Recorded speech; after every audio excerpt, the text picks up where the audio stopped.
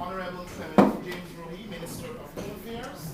We have the Attorney General, Honorable Anil Nandlal, and Madam Gail Kushira, who is Presidential Advisor on Governance and the Chief Whip of the People's Progressive Party Civic in the National Assembly. I'll now hand you over to the panel to take you through the update. Thank you very much, Kwame. And media, as Kwame pointed out, you were in the assembly and you saw and recorded what took place. We were heartened by the ruling of the Speaker. It is what we had expected. It is what our Attorney General had been maintaining for all the while. And with that ruling by the Speaker, we expected him to have acted more strongly.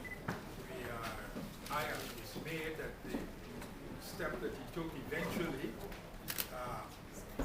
The members on the other side of the House who continued to interrupt and prevent the minister from carrying out his duty and prevented the meeting from continuing, those, I believe, we believe, those members should have been ordered out of the assembly by the Speaker. We think Standing Order 47, he has all the authority. They were clearly in breach and in contempt of his ruling, and we believe that instead of adjourning the meeting altogether, he should have ordered them out.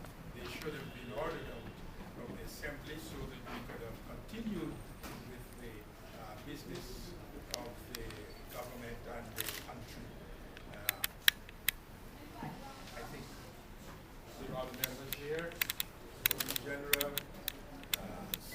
and our Chief Whip, who I think will speak more to this subject. Thank you very much, Prime Minister. Members of the media, as I have been saying and the government has been saying, even at the time when the no confidence motion was tabled, we maintained very resolutely and we stated most emphatically that there was no basis under the rules of the Assembly or under the Constitution for a no confidence motion to be brought against an individual minister. We pointed out that ministers are appointed by the President. We pointed out that when ministers, indeed in relation to Minister Rohi, he's an elected member of the National Assembly, and therefore he sits there through two processes. One, his appointment by the President, which is a constitutional one, and his election to the National Assembly, which is done by the electorate, and is another constitutional process. And therefore when he sits in that parliament, he sits there on those two bases. He does not sit there based upon the confidence of the National Assembly, and therefore there is no basis for them to pass him. And if they proceed to pass the no confidence motion against him, it would be futile, it would be impotent. That was the position of the government from the inception. They ignored all of our arguments. They ignored all of the pleas that we put to the National Assembly during the debate, and they proceeded to pass it. We proceeded to court, and the matter is still pending.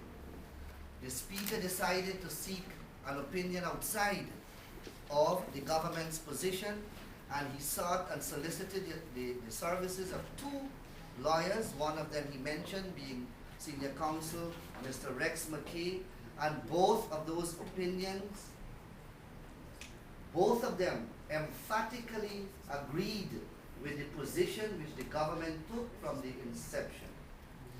And here it is, like how they responded to the government's position by ignoring it, and in fact by torpedoing what the government was saying. You saw them do the exact thing to the opinion that the Speaker received, and eventually the ruling of the Speaker that Mr. Rohi must proceed to function in the Assembly, and that the Assembly has no power to interfere with his freedom and constitutional right to function in the Assembly. So what you have now is the National Assembly defying the ruling of the Speaker. Under the standing orders, under the Constitution, The Speaker presides over the National Assembly.